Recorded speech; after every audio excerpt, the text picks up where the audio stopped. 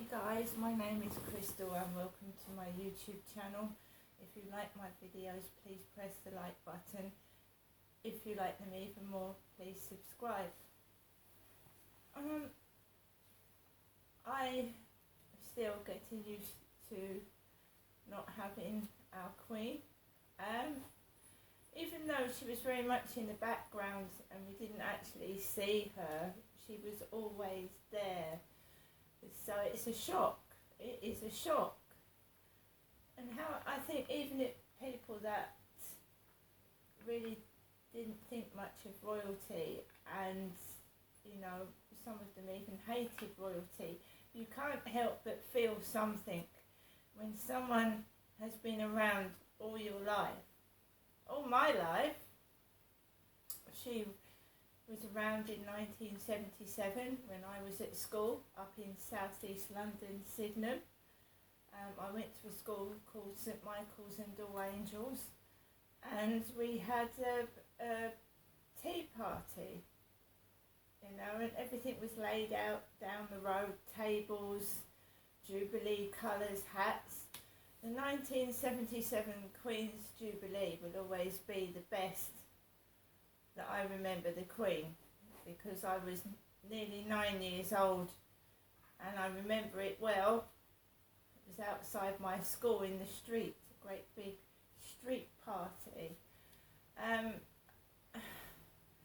Then, you know, for me, 1981, when Princess Diana married Prince Charles, and that kiss on the balcony between the pair of them, that brought tears to my eyes. And I was 13, and the Queen and Princess Anne and everybody else was on the balcony, weren't they? And that kiss between Charles and Diana, and that big wedding, you know, was beautiful. And then poor Diana made some revelations about the royal family, and they seemed to go into the, you know, into the black. But I've always thought good thoughts about Her Majesty the Queen. I mean, she's done no harm to me, and she's always been around. And I've been brought up with royalty. I told you, my dad made me stand up for the Queen's Christmas speech every year. She did a speech and I had to stand up and pay respects to the Queen. So I've been brought up with it. I've never disliked or overly liked them. You know what I mean? I've been in the middle. I don't hate people. I don't have resentment for people, and I don't hold grudges. That's not me. They can't help what they're born into.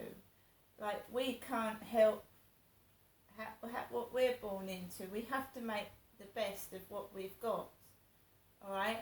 Now say if one of us was born into riches and they were born into what the royal family have got, then, you know, you wouldn't throw it away. You wouldn't turn it away, would you? No, of course you wouldn't, you see.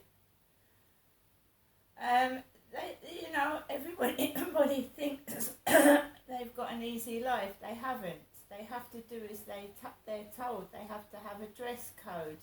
They can't, you know, always be themselves. They have to be proper. So basically, I don't hold any grudges about anybody. I've never met one of the royal family. I've never met them myself, even though I would have liked to have done. I would have really liked to have shook hands with the Queen, but I never met her. My family itself has been poor. We moved from London in 1985. If I'd have been in Sydenham, it would have been a train away. But my dad moved down to Chatham in 1985, right away from the royal family, right down here. And I also lived in Gloucestershire, which is that's royal, Gloucester. Prince Charles has got places in Highgrove.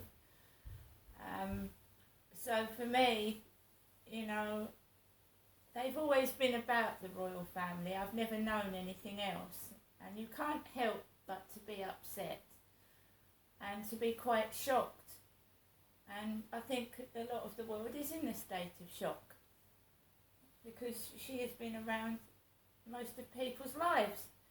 We've got to get used to a new king, and I wish him all the best. Like I said, you know, it's not an easy job.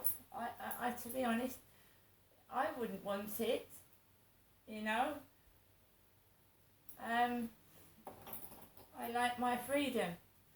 I like to move around, do what I like to do, get up in the morning, go for a walk. They have to do certain things. They have to. And dress in a certain way and behave in a certain way. You know, that is what they're brought up with. They have no choice.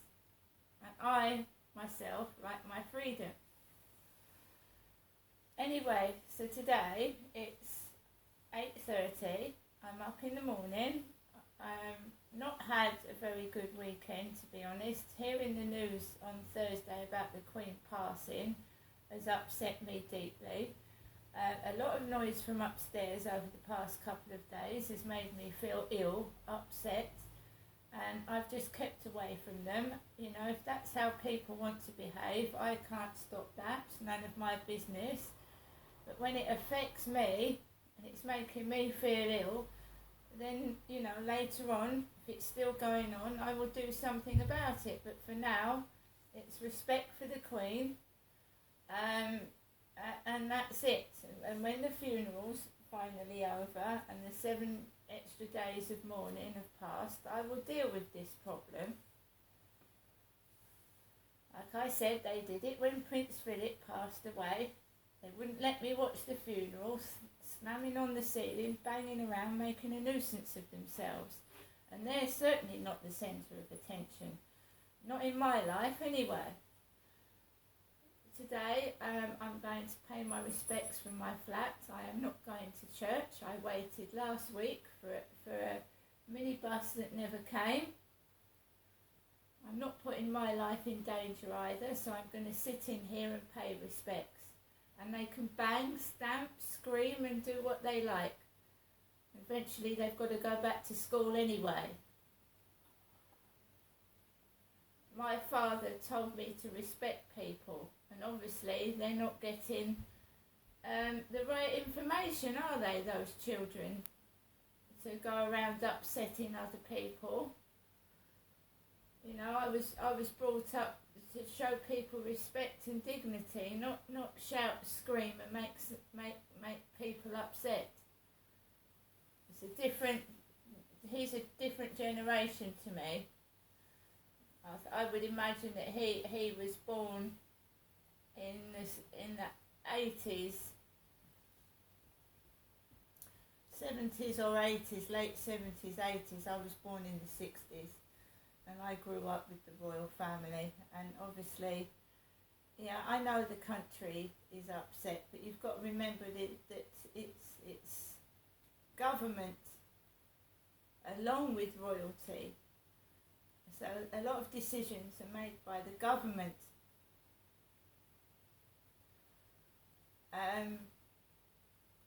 We've been through a lot this country. We've been through COVID. We've been through Brexit, and now this is another major thing. It's stressful for people. It's like losing an arm and a leg. I'll be honest with you, it is. She's been there all my life. People are going to feel tearful, and it won't sink in until we all have to go back to normal when the Queen is laid to rest, and we've got to get on with it, all of us. That is why I'm continuing to do. You've got to carry on. The Queen would have wanted that. The Queen would have wanted people to carry on, be strong, look after your family,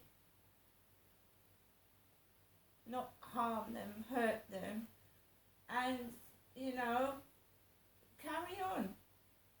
She knew she had a good life. She knew she had a long life.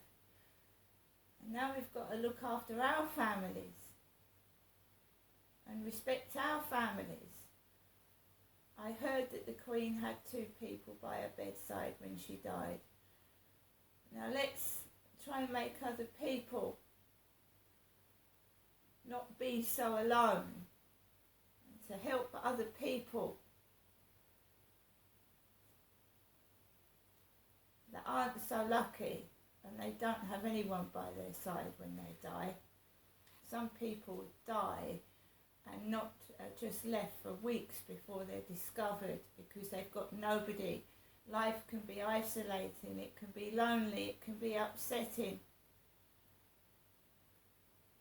Okay? I liked Paddington when I was a kid, and that touched me when I went up to London with my son, and we saw that on the big screen, the Queen and Paddington. That touched my heart. So even in later years, the Queen, brought happiness and joy to people. Right, guys, I'm going to get on with the rest of my day. I'm going to be watching the news on and off. The Queen's casket is going to be on a 6-hour journey today up in Scotland.